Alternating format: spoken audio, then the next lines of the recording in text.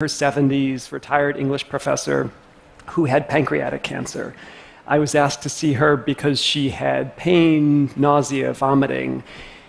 When I went to see her, we talked about those symptoms, and in the course of that consultation, she asked me whether I thought that medical marijuana might help her.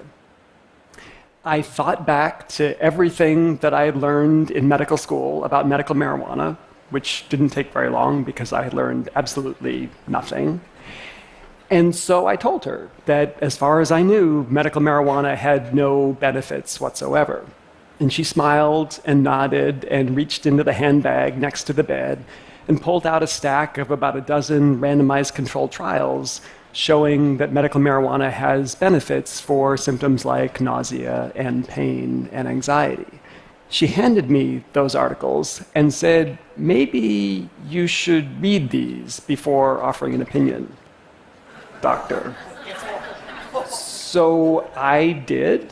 That night, I read all of those articles and found a bunch more. When I came to see her the next morning, I had to admit that it looks like there is some evidence that marijuana can offer medical benefits. And I suggested that if she really was interested, she should try it. You know what she said? This 73-year-old retired English professor, she said, I did try it about 6 months ago. It was amazing. I've been using it every day since. It's the best drug I've discovered. I don't know why it took me 73 years to discover this stuff. It's amazing. That was the moment at which I realized I needed to learn something about medical marijuana because what I was prepared for in medical school bore no relationship to reality. So I started reading more articles, I started talking to researchers, I started talking to doctors, and most importantly, I started listening to patients. Ended up writing a book based on those conversations, and that book really revolved around 3 surprises to me anyway. One, I already alluded to, that there really are some benefits to medical marijuana. Those benefits may not be as huge or as stunning as some of the most avid proponents of medical marijuana would have us believe, but they are real. Surprise number 2, medical marijuana does have some risks. Those risks may not be as huge and as scary as some of the opponents of medical marijuana would have us believe, but they are real risks nonetheless. But it was the 3rd surprise that was most surprising, and that is that a lot of the patients I talked with who turned to medical marijuana for help weren't turning to medical marijuana because of its benefits or the balance of risks and benefits or because they thought it was a wonder drug, but because it gave them control over their illness. It let them manage their health in a way that was productive and efficient and effective and comfortable for them. To show you what I mean, let me tell you about another patient. Robin was in her early 40s when I met her. She looked, though, like she was in her late 60s. She had suffered from rheumatoid arthritis for the last 20 years. Her hands were gnarled by arthritis. Her spine was crooked. She had to rely on a wheelchair to get around. She looked weak and frail, and I guess physically she probably was, but emotionally, cognitively, psychologically, she was among the toughest people I've ever met. And when I sat down next to her in a medical marijuana dispensary in Northern California to ask her about why she turned to medical marijuana, what it did for her, and how it helped her, she started out by telling me things that I had heard from many patients before. It helped with her anxiety. It helped with her pain. When her pain was better, she slept better. And I'd heard all that before. But then she said something that I'd never heard before. And that is that it gave her control over her life and over her health. She could use it when she wanted, in the way that she wanted, at the dose and frequency that worked for her. And if it didn't work for her, then she could make changes. Everything was up to her. The most important thing she said was she didn't need anybody else's permission.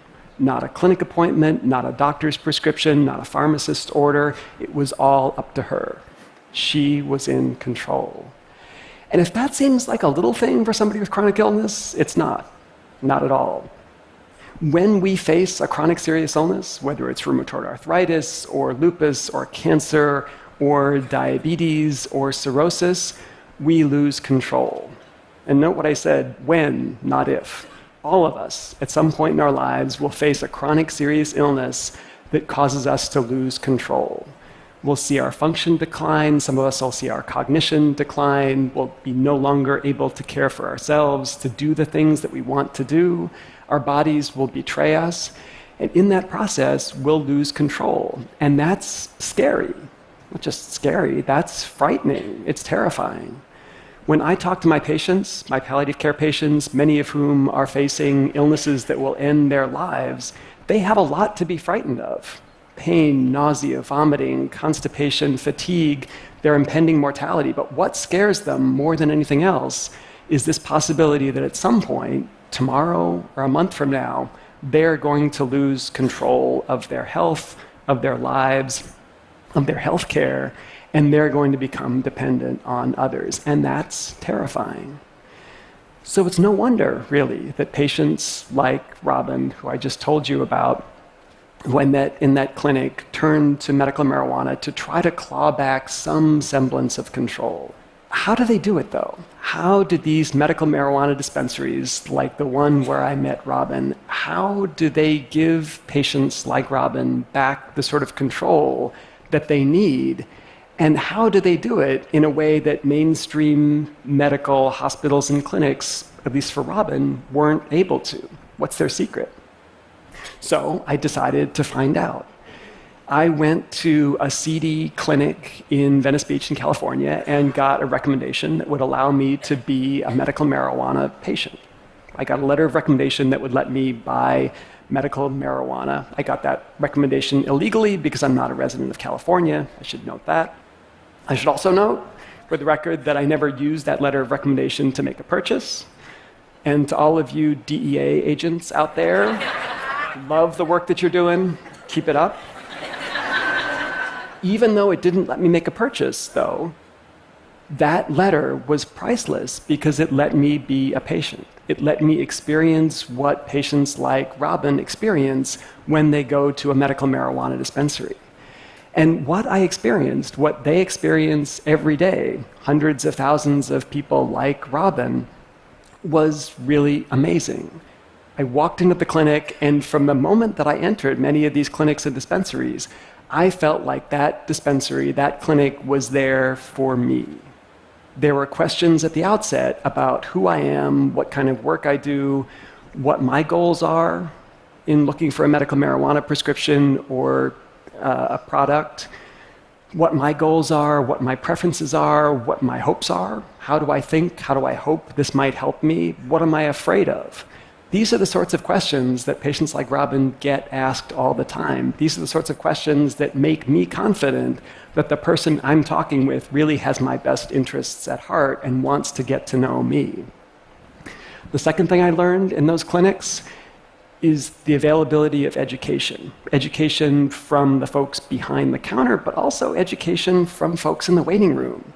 People I met were more than happy, as I was sitting next to them, people like Robin, to tell me about who they are, why they use medical marijuana, what helps them, how it helps them, and to give me advice and suggestions. Those waiting rooms really are a hive of interaction, advice, and support. And third, the folks behind the counter. I was amazed at how willing those people were to spend sometimes an hour or more talking me through the nuances of this strain versus that strain, smoking versus vaporizing, edibles versus tinctures, all, remember, without me making any purchase whatsoever. Think about the last time you went to any hospital or clinic and the last time anybody spent an hour explaining those sorts of things to you. The fact that patients like Robin are going to these clinics, are going to these dispensaries, and getting that sort of personalized attention and education and service really should be a wake-up call to the healthcare system. People like Robin are turning away from mainstream medicine, turning to medical marijuana dispensaries because those dispensaries are giving them what they need. If that's a wake-up call to the medical establishment, it's a wake-up call that many of my colleagues are either not hearing or not wanting to hear. When I talk to my colleagues, physicians in particular, about medical marijuana, they say, oh, we need more evidence. We need more research into benefits. We need more evidence about risks. And you know what? They're right. They're absolutely right. We do need much more evidence about the benefits of medical marijuana. We also need to ask the federal government to reschedule marijuana to Schedule II or to deschedule it entirely to make that research possible.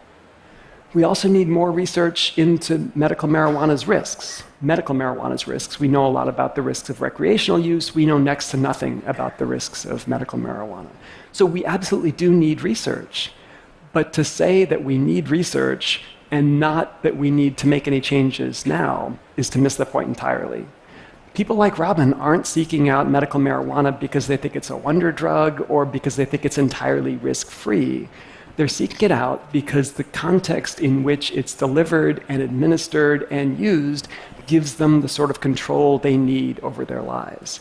And that's a wake-up call we really need to pay attention to. The good news, though, is that there are lessons we can learn today from those medical marijuana dispensaries.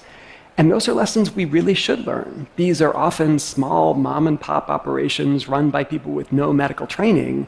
And while it's embarrassing to think that many of these clinics and dispensaries are providing services and support and meeting patients' needs in ways that billion-dollar healthcare systems aren't, we should be embarrassed by that, but we can also learn from that.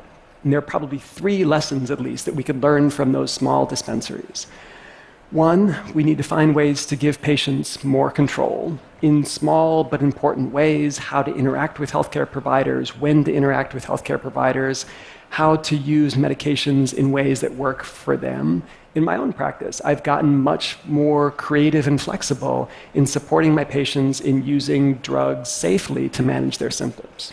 With the emphasis on safely, many of the drugs that I prescribe are drugs like opioids or benzodiazepines, which can be dangerous if overused.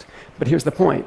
They can be dangerous if they're overused, but they can also be ineffective if they're not used in a way that's consistent with what patients want and need. So that flexibility, if it's delivered safely, can be extraordinarily valuable for patients and their families. That's number 1.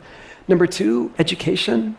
Huge opportunities to learn from some of the tricks of those medical marijuana dispensaries to provide more education that doesn't require a lot of physician time necessarily, or any physician time, but opportunities to learn about what medications we're using and why, prognosis, trajectories of illness, and most importantly, opportunities for patients to learn from each other.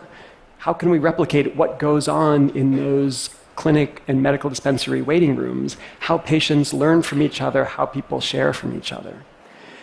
And last but not least, putting patients first, the way those medical marijuana dispensaries do, making patients feel legitimately like what they want, what they need is why, as healthcare providers, we're here. Asking patients about their hopes, their fears, their goals, and preferences. As a palliative care provider, I ask all of my patients what they're hoping for and what they're afraid of. But here's the thing, patients shouldn't have to wait until they're chronically, seriously ill, often near the end of life. They don't have to wait, they shouldn't have to wait until they're seeing a physician like me before somebody asks them, what are you hoping for? What are you afraid of? That should be baked into the way that healthcare is delivered. We can do this. We really can. Medical marijuana dispensaries and clinics all across the country are figuring this out. They're figuring this out in ways that larger, more mainstream health systems are years behind. But we can learn from them, and we have to learn from them. All we have to do is swallow our pride, put aside the thought for a minute that because we have lots of letters after our name, because we're experts, because we're chief medical officers of a large healthcare system, we know all there is to know about how to meet patients' needs. We need to swallow our pride. We need to go visit a few medical marijuana dispensaries. We need to figure out what they're doing. We need to figure out why so many patients like Robin are leaving our mainstream medical clinics and going to these medical marijuana dispensaries instead. We need to figure out what their tricks are, what their tools are, and we need to learn from them. If we do, and I think we can, and I absolutely think we have to, we can guarantee all of our patients will have a much better experience. Thank you.